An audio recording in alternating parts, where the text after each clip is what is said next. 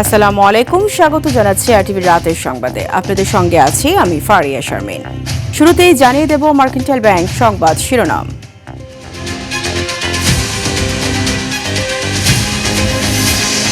দেশের ইতিহাসে দ্রুততম রায় ঘোষণাকাল, শিশু রামিসার ধর্ষণ ও হত্যাকারীদের সর্বোচ্চ সাজা দাবি সবার।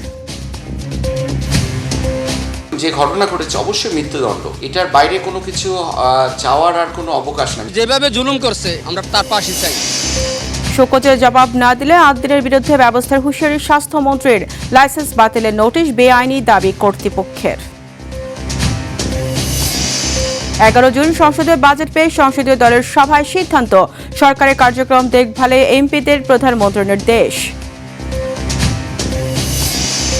এবং সীমান্তে কঠোর অবস্থানে বিজেপি, 5 জেলায় বিএসএফ এর 8 পুশিন প্রতিহত, টহল জোরদারের পাশাপাশি চলছে মাইকিং।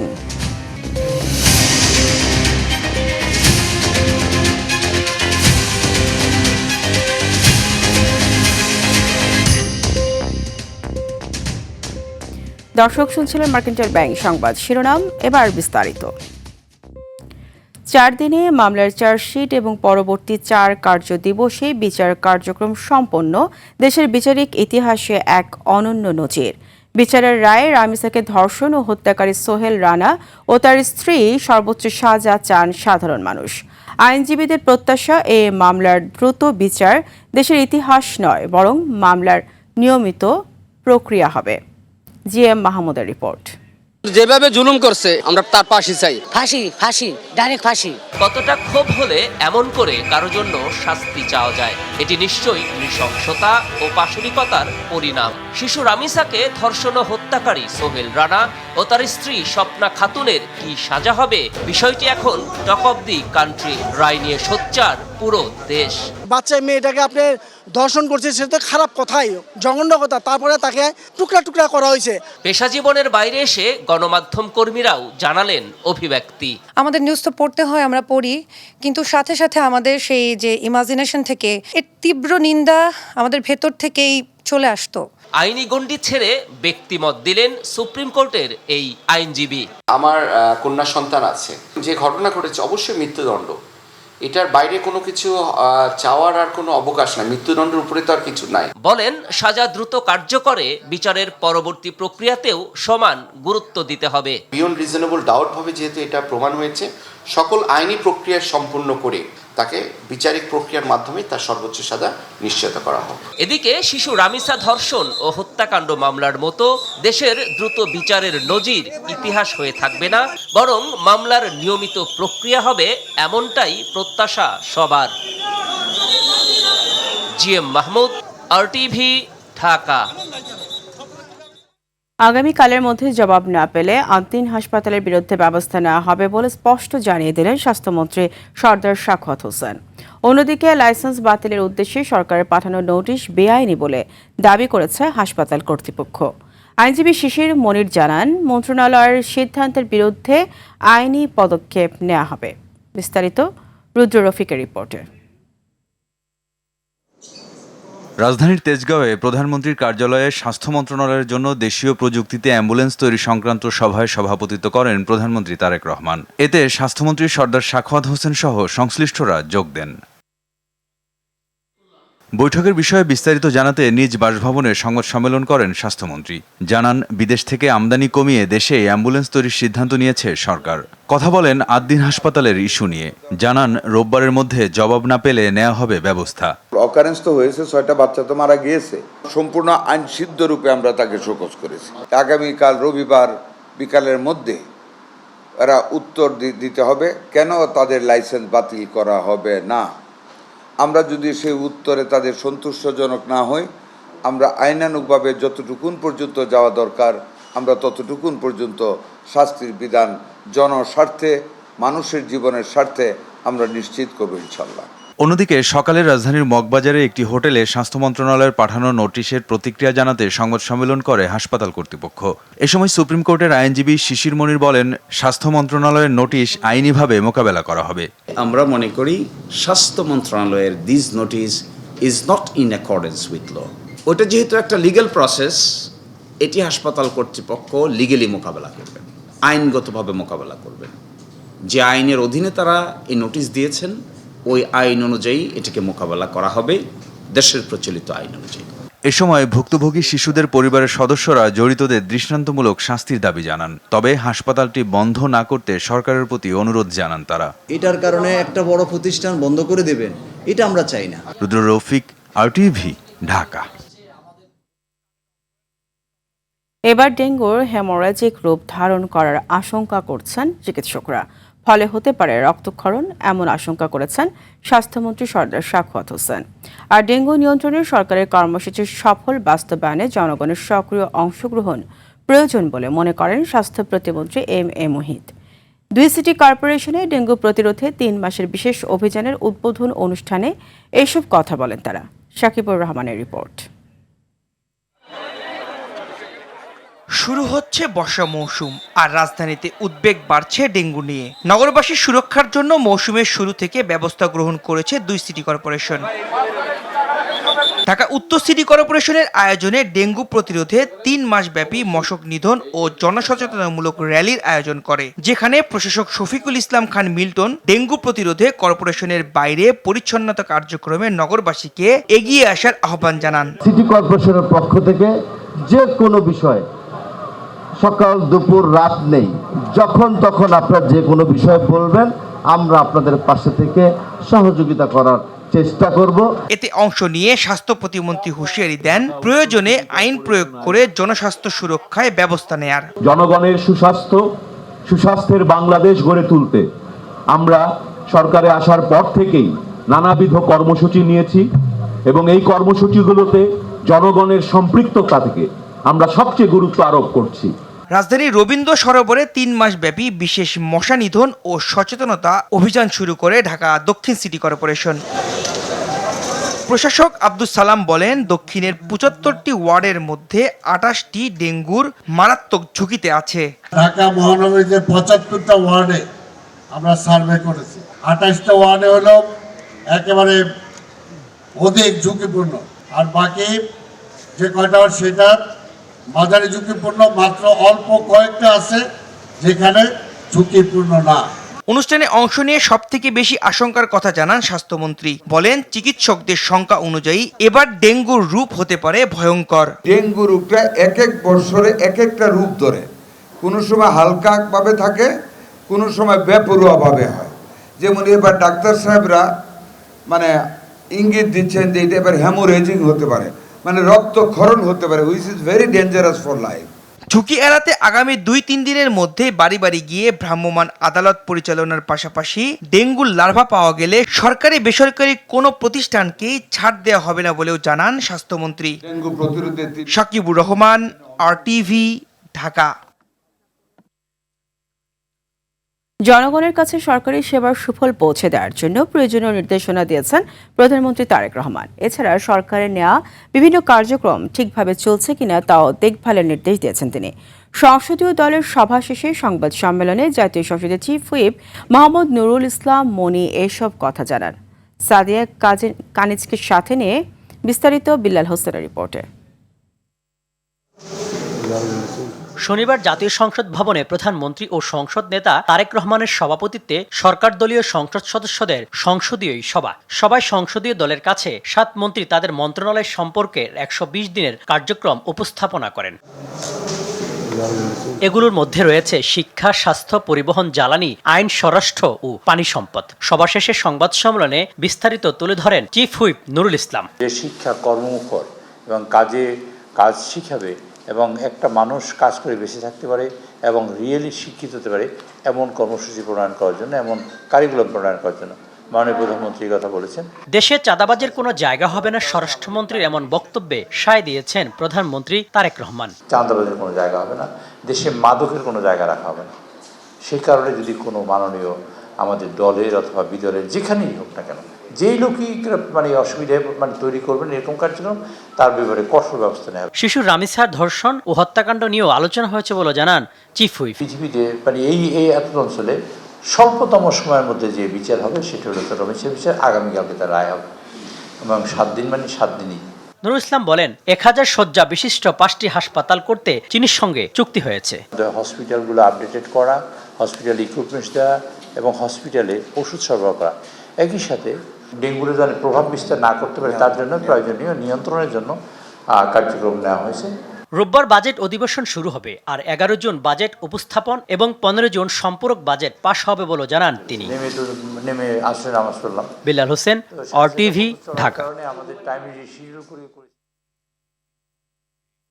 দেশব্যাপী 25 কোটি বৃক্ষরোপণ কর্মসূচির উদ্বোধন উপলক্ষে প্রধানমন্ত্রী তারেক রহমানের সভাপতিত্বে একটি বৈঠক অনুষ্ঠিত হয়েছে। সকালে প্রধানমন্ত্রী তেজগাঁও কার্যালয়ে বৈঠকটি অনুষ্ঠিত হয়। এই সময় 25 কোটি বৃক্ষরোপণ কর্মসূচির আনুষ্ঠানিক উদ্বোধন, বাস্তবায়ন কৌশল এবং দেশব্যাপী কর্মসূচি পরিচালনার বিভিন্ন দিক নিয়ে আলোচনা হয়। এছাড়া পরিবেশ সংরক্ষণ ও জলবায়ু পরিবর্তনের প্রভাব মোকাবেলায় ব্যাপক বৃক্ষরোপণের গুরুত্ব তুলে ধরা হয়।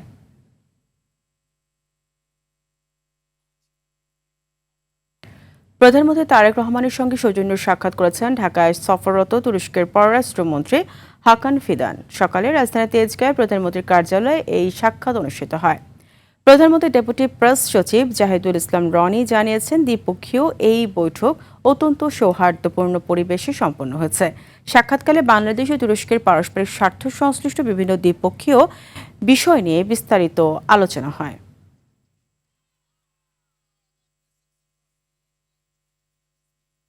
শুধু নীতি তৈরি নয়, শহরের বাসিন্দারা নীতি দ্বারা কতটুকু উপকৃত হচ্ছেন সেটা মূল্যায়ন করা প্রয়োজন বলে মন্তব্য করেছেন স্থানীয় সরকার মন্ত্রী ও বিএনপি মহাসচিব মির্জা ফখরুল ইসলাম আলমগীর। সকালে রাজধানীর পুরনো পল্টনের একটি হোটেলে ঢাকা দক্ষিণ সিটি কর্পোরেশন আয়োজিত দক্ষিণের জানালার শীর্ষ কার্যক্রমের উদ্বোধনী অনুষ্ঠানে তিনি এই মন্তব্য করেন। ঢাকাকে বাসযোগ্য শহর মনে হয় না মন্তব্য করে মির্জা ফখরুল বলেন, প্রতিটি প্রতিষ্ঠান ধ্বংসের দিকে চলে যাচ্ছে। অনেক প্রকল্প নেওয়া হলেও বুড়িগঙ্গা দূষণমুক্ত করার জন্য কোনো প্রকল্প না থাকায় আক্ষেপ জানান তিনি। নদীর দূষণ দূর করতে দ্রুত কাজ শুরুর তাগিদ দেন স্থানীয় সরকার মন্ত্রী। হাজার হাজার কোটি টাকার প্রজেক্ট চলছে এই ঢাকা নগর জন্য, কিন্তু মানুষ কতটুকু উপকৃত হচ্ছে? এত প্রজেক্ট হয়, এই বুড়িগঙ্গাকে পলিউশন মুক্ত করবার কোনো প্রজেক্ট তৈরি হয় না।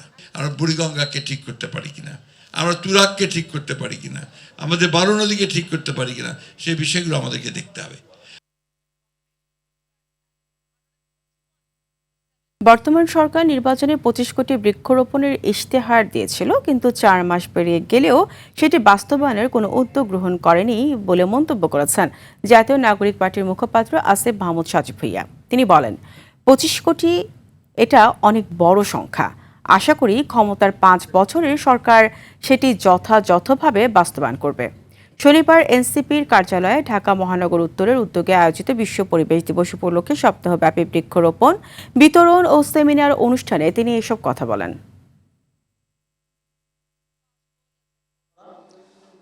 এবং বর্তমানে যে সরকার আছে তারা নির্বাচনের আগে 25 কোটি বৃক্ষরোপণের একটা ইশতেহার তারা দিয়েছিল, কিন্তু এখন পর্যন্ত 4 মাস হয়ে গেল, আমরা এখন পর্যন্ত সেটার বাস্তবায়নের কোনো উদ্যোগ দেখতে পাইনি। 25 কোটি এটা অনেক বড় নাম্বার 5 বছরের হিসেবে। আশা করি যে তারা যথাযথ উদ্যোগ গ্রহণ করবে। বিদ্যুৎ ও জ্বালানি খাতে আগের সরকারের চুরি ও পাচারের বোঝা বর্তমান সরকারকে বহন করতে হচ্ছে বলে মন্তব্য করেছেন তথ্য সম্প্রচার মন্ত্রী জহিরুদ্দিন স্বপন। আর প্রধানমন্ত্রী তথ্য উপদেষ্টা ডক্টর জাহিদুর রহমান জানিয়েছেন, অল্প আয়ের মানুষের কথা চিন্তা করে সরকার দ্বিতীয় দফায় ডিজেলের দাম বাড়ায়নি। সচিবালয়ে জ্বালানি সংক্রান্ত জরুরি সংবাদ সম্মেলনে এসব কথা বলেন তারা। বিদ্যুতের দাম বাড়লেও সরকার 41,000 কোটি টাকা ভর্তুকি দিচ্ছে বলে উল্লেখ করেন তথ্যমন্ত্রী। 65% গ্রাহকের ক্ষেত্রে বিদ্যুতের দাম বাড়েনি বলে জানান প্রধানমন্ত্রীর তথ্য উপদেষ্টা। যে কম সামর্থ্যবান মানুষ এবং যেটার ইম্প্যাক্ট অনেক বড় পড়বে, সেখানেও ইনফ্যাক্ট সরকার বিবেচনায় নিয়েছে। পরিমাণ মূল্য বৃদ্ধি করা হয়েছে, এরপরও আগামী বাজেটে 41,000 কোটি টাকার মতো বিদ্যুতে ভর্তুকি দিতে হবে। সরকার এখানে নিজের থেকে আপিল করে সেই অথরিটির কাছ থেকে বিদ্যুৎ ব্যবহারকারীদের মধ্যে 65% আমরা বের করে নিয়ে আসছি, যাতে মূল্য বৃদ্ধির চাপ থেকে এই 65% আমরা কিছু বের করে নিয়ে আসছি। দেশের 5টি সীমান্ত দিয়ে নতুন করে বিএসএফ এর পুশিন প্রতিহত করেছে বিজেপি। মেহেরপুরে তেঁতুলবাড়িয়া সীমান্ত দিয়ে 6 জনকে ঠেলে দেওয়ার চেষ্টা করলে প্রতিরোধ করে বিজিবি। দিনাজপুরের হিলির ঘাসুরিয়া সীমান্ত দিয়ে ভারতীয় 5 নাগরিককে পুশিনের চেষ্টা করলে বিজিবির প্রতিরোধে ব্যর্থ হয়। ঠাকুরগাঁয়ে নারী ও শিশুসহ 11 জনকে পুশিনের চেষ্টা করে বিএসএফ। পতাকা বৈঠকের পরও পঞ্চগড়ের বড় বাড়ি সীমান্তের জিরো লাইনে অবস্থান করছে শিশুসহ 10 জন। এতে সীমান্তে টহল জোরদারের পাশাপাশি মাইকিং করা হচ্ছে। এদিকে পুশিনে ব্যর্থ হয়ে চাঁপাইনবাবগঞ্জ সীমান্তের শূন্যরেখা থেকে 28 জন, লালমনিরহাট থেকে 33 জন এবং নওগাঁ থেকে 17 জনকে ফেরত নিয়েছে ভারতীয় সীমান্তরক্ষীরা। আর ঝিনাইদহের মহেশপুর সীমান্তের প্রতিটি চেষ্টাই প্রতিহত করার দাবি বিজেপির। পুশিন ঠেকাতে সীমান্তের সর্বোচ্চ সতর্কতা বজায় রাখার কথা জানিয়েছে বিজেপি।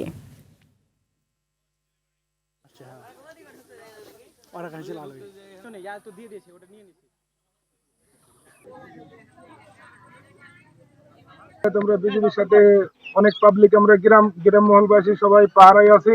হঠাৎ শুনছি যে 3টার ধারে ওরা 6 জন নাগরিক পাঠিয়ে দিয়েছে, আমাদের এলাকার মধ্যে ঢুকে দিয়েছে। তো আমরা ইন্ডিয়ার মধ্যে রাখেছি, আমরা প্রবেশ করতে দেবো না বাংলাদেশে।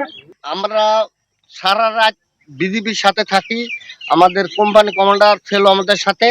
ওরা গেট খুলি পার করে দিয়েছে, আমরা ইন্ডিয়ার মধ্যে আটকে দিয়েছি, আমরা বাংলাদেশে আসতে পারিনি। অবৈধ অনুপ্রবেশের চেষ্টা করবেন না, সাবধান, হুঁশিয়ার। অবৈধ অনুপ্রবেশ কোনো প্রকার গ্রহণযোগ্য নয়। তার কাটার বাইরে গেট খুলে যে লোক প্রবেশ করেছেন তার ভেতরে প্রবেশ করান। বিদেশি বিনিয়োগ আকর্ষণ, বাণিজ্য সুযোগ সম্প্রসারণ ও উদ্ভাবনের একটি আঞ্চলিক কেন্দ্র হিসেবে বাংলাদেশকে প্রতিষ্ঠা করতে পদক্ষেপ নিচ্ছে সরকার। শনিবার রাতে রাজধানীর একটি হোটেলে ব্রিটিশ ও চীনা বিনিয়োগ প্রতিনিধি দলের সম্মানে আয়োজিত নৈশভোজে কথা বলেন বেসামরিক বিমান পরিবহন ও পর্যটন মন্ত্রী আফরোজা খানম রিতা। তিনি বলেন, বিনিয়োগকারীদের জন্য প্রতিযোগিতামূলক শ্রম ব্যয়, রপ্তানিতে নগদ প্রণোদনা, ওয়্যারহাউস সুবিধা এবং যন্ত্রপাতি ও কাঁচামাল শুল্কমুক্ত আমদানির সুযোগ দিচ্ছে বাংলাদেশ। সে সময় বিএনপির স্থায়ী কমিটির সদস্য ডক্টর আব্দুল মঈন খান বলেন, দেশের মানুষের উদ্ভাবনী শক্তির কারণেই বৃহত্তম তৈরি পোশাক সরবরাহকারী হয়ে উঠেছে Bangladesh. Will someday create in Bangladesh similar products which will not only be used by the Bangladeshis inside Bangladesh, but will be spread around the world.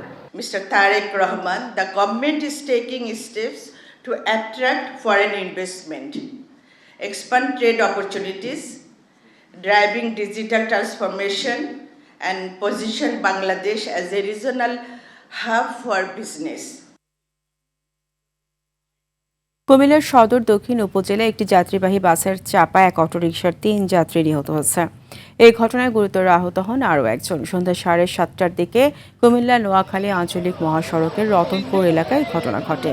Highway police জানায়, নোয়াখালী থেকে কুমিল্লাগামী দ্রুত গতির শাহ আলী পরিবহনের একটি বাস অটোরিকশাটিকে সজোরে ধাক্কা দেয়।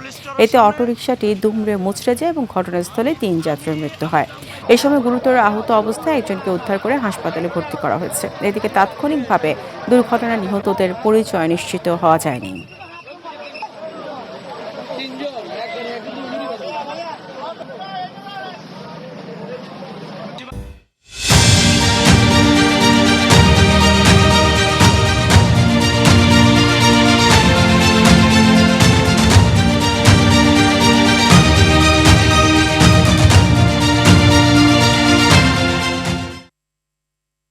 আইডিএলসি পরিবর্তনের পথে বাংলাদেশ। প্রত্যক্ষ বিদেশি বিনিয়োগ আনতে সহায়তা করা বাংলাদেশিদের প্রণোদনা দিতে একটি নীতিমালা অনুমোদন করেছে সরকার। গত বৃহস্পতিবার প্রধানমন্ত্রী তারেক রহমানের সভাপতিত্বে সচিবালয়ে মন্ত্রিসভার বৈঠকে প্রত্যক্ষ বিদেশি বিনিয়োগ প্রণোদনা স্কিম নীতিমালা 2026-এর অনুমোদন দেওয়া হয়। প্রণোদনা দেওয়ার মাধ্যমে প্রবাসী বাংলাদেশি সহ সব বাংলাদেশি নাগরিককে এফডিআই আনতে অবদান রাখতে সরকারের প্রত্যক্ষ বিদেশি বিনিয়োগ প্রণোদনা স্কিম নীতিমালা প্রণয়ন করেছে বলে বিজ্ঞপ্তি প্রকাশ করে মন্ত্রিপরিষদ বিভাগ।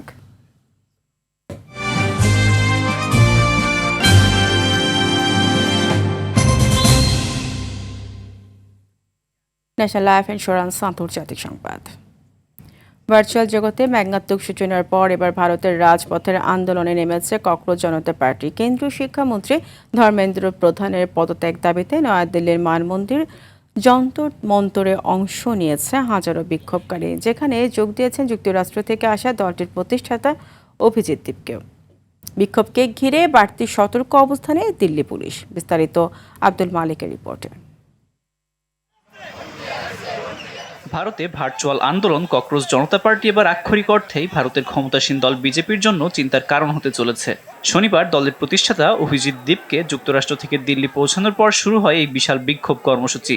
নিট ইউজি পরীক্ষার প্রশ্ন ফাঁস এবং শিক্ষা ব্যবস্থার সাম্প্রতিক বিভিন্ন কেলেঙ্কারির প্রতিবাদে কেন্দ্রীয় শিক্ষামন্ত্রী ধর্মেন্দ্র প্রধানের পদত্যাগের দাবিতে ডাকা হয় এই বিক্ষোভ। এর আগে সকাল ৮টায় দিল্লি বিমানবন্দরে পৌঁছেছেন অভিজিৎ দীপকে। সেখান থেকে সরাসরি পার্লামেন্ট স্ট্রিট থানায় যান বিক্ষোভের অনুমতি নিতে। অনুমতি পেয়ে যোগ দেন বিক্ষোভে। তবে এখন পর্যন্ত আন্দোলনটিকে শান্তিপূর্ণ রাখার ঘোষণা করেছে দলটির প্রতিষ্ঠাতা।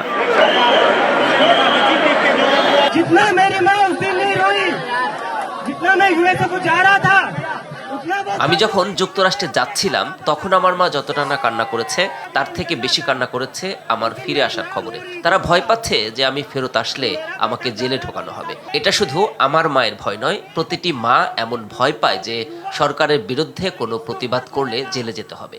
আমরা এমন ভয়ে আর বাঁচতে চাই না।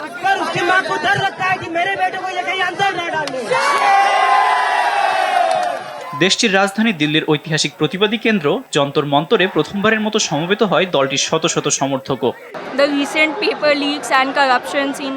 আপনারা জানেন, সব ধরনের পরীক্ষা ও সরকারি চাকরি নিয়োগ পরীক্ষাতেও প্রশ্নপত্র ফাঁসের ঘটনা ঘটে। তাই আমরা এখানে ভারতের শিক্ষামন্ত্রী ধর্মেন্দ্র প্রধানের পদত্যাগের দাবি জানাতে এসেছি।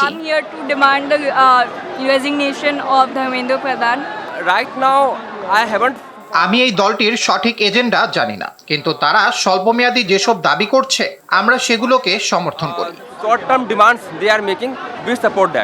আন্দোলনে এরই মধ্যে যোগ দিয়েছে খ্যাতনামা সমাজকর্মী সোনাম ওয়াংচু, অভিনেতা প্রকাশ রাজের মতো ব্যক্তিরা। এমনকি শুধু দিল্লিতেই নয়, দেশটির বিভিন্ন রাজ্যের পাশাপাশি অনলাইনেও চলছে মিমি, পলিটিক্যাল স্যাটায়ার সহ নানা অভিনব প্রতিবাদ। এর আগে গত মাসে দেশটির প্রধান বিচারপতি সূর্যকান্ত বেকার যুবকদের ককরোচ বা তেলাপোকার সাথে তুলনা করার পরই অনলাইনে ককরোচ জনতা পার্টি নামে ব্যঙ্গাত্মক দল খোলা হয়। বর্তমানে যার ইনস্টাগ্রামে ফলোয়ার সংখ্যা 2,20,00,000-এর বেশি। আব্দুল মালেক, RTV। তৃণমূল থেকে ফুটবল প্রতিভা তুলে আনার লক্ষ্য যুব ও ক্রীড়া মন্ত্রণালয়ের অধীনে শুরু হয়েছে ডেভেলপমেন্ট কাপ ফুটবল টুর্নামেন্ট 2026। আজ ঢাকার মোহাম্মদপুর সরকারি শারীরিক শিক্ষা কলেজ মাঠে 3 দিন ব্যাপী এই টুর্নামেন্টের উদ্বোধন করেন যুব ও ক্রীড়া প্রতিমন্ত্রী আমিনুল হক। অনুষ্ঠানে সভাপতিত্ব করেন মন্ত্রণালয়ের অতিরিক্ত সচিব মাহফুজুল আলম খান। দেশের বিভিন্ন অঞ্চলের খুদে ফুটবলারদের অংশগ্রহণে হওয়া এই টুর্নামেন্ট ভবিষ্যতে জাতীয় ও আন্তর্জাতিক পর্যায়ে দেশের সুনাম বয়ে আনবে বলে মনে করেন প্রতিমন্ত্রী।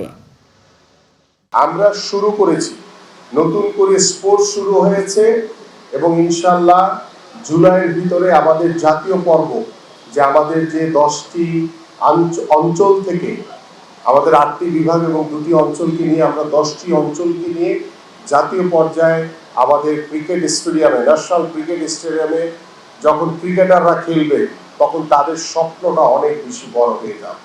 আমাদের ফুটবলাররা যখন জাতীয় স্টেডিয়ামে খেলবে তখন তাদের স্বপ্নটা অনেক বড় হয়ে যাবে। অবশেষে 2026 ফিফা বিশ্বকাপে অংশ নিতে ইরান ফুটবল দলকে ভিসা দিয়েছে যুক্তরাষ্ট্র। তুরস্কে নিযুক্ত মার্কিন রাষ্ট্রদূত টম ব্যারাক এই তথ্য নিশ্চিত করেন। নিরাপত্তার স্বার্থে কঠোর নজরদারির শর্তে ভিসা দেওয়া হয়েছে। মার্কিন কর্মকর্তাদের মতে খেলোয়াড়দের পাশাপাশি কোচ, ফিটনেস ট্রেনার এবং কিছু সহায়ক স্টাফের জন্য ভিসা অনুমোদন করা হয়েছে। তবে কোনো আবেদন প্রত্যাখ্যান করা হয়েছে কিনা সে বিষয়ে বিস্তারিত জানানো হয়নি। ফিফার অনুর অবস্থানের কারণে ইরানের অংশগ্রহণ নিশ্চিত করা হয়েছে। বিশ্বকাপের আগে আন্তর্জাতিক প্রীতি ম্যাচে রাতে চিলির বিপক্ষে মাঠে নামবে পর্তুগাল। পর্তুগালের ঘরের মাঠ স্তাদিও ন্যাসিওনালের ম্যাচটি শুরু হবে বাংলাদেশ সময় রাত 11:15টায়। শিরোপার অন্যতম দাবিদার হিসেবে বিশ্বকাপের মঞ্চে পা রাখবে ক্রিস্টিয়ানো রোনালদোর দল। নিজেদের শেষ ম্যাচে যুক্তরাষ্ট্রের বিপক্ষে জয় পেয়ে বেশ ফুরফুরে মেজাজেই রয়েছেন তারা। তাই চিলির বিপক্ষে এই ম্যাচ জিতে নিজেদের ঝালিয়ে নিতে চায় তারা। তবে ইনজুরি ওয়ার্কলোডের ধকল কাটাতে বেশ কিছু খেলোয়াড়কে এই ম্যাচে বিশ্রামে দেওয়া হতে পারে। অন্যদিকে এই ম্যাচ জিতে নিজেদের আত্মবিশ্বাস বাড়াতে মরিয়া লাতিন আমেরিকার পরাশক্তি চিলি। শেষ করার আগে মার্কেন্টাইল ব্যাংক সংবাদ শিরোনামগুলো জানিয়ে দিচ্ছি আরেকবার।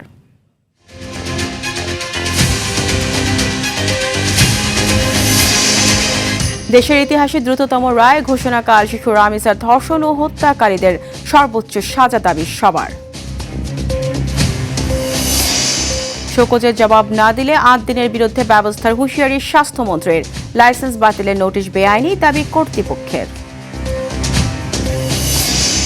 11 জুন সংসদে বাজেট পেশ সংসদীয় দলের সভায় সিদ্ধান্ত, সরকারের কার্যক্রম দেখভালে এমপিদের প্রধানমন্ত্রীর নির্দেশ।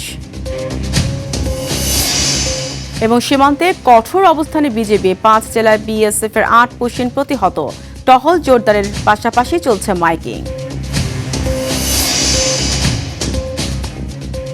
রাতের সংবাদ এই পর্যন্তই। মধ্যরাতের সংবাদ রাত 1টায় দেখার আমন্ত্রণ রইল। ধন্যবাদ সবাইকে।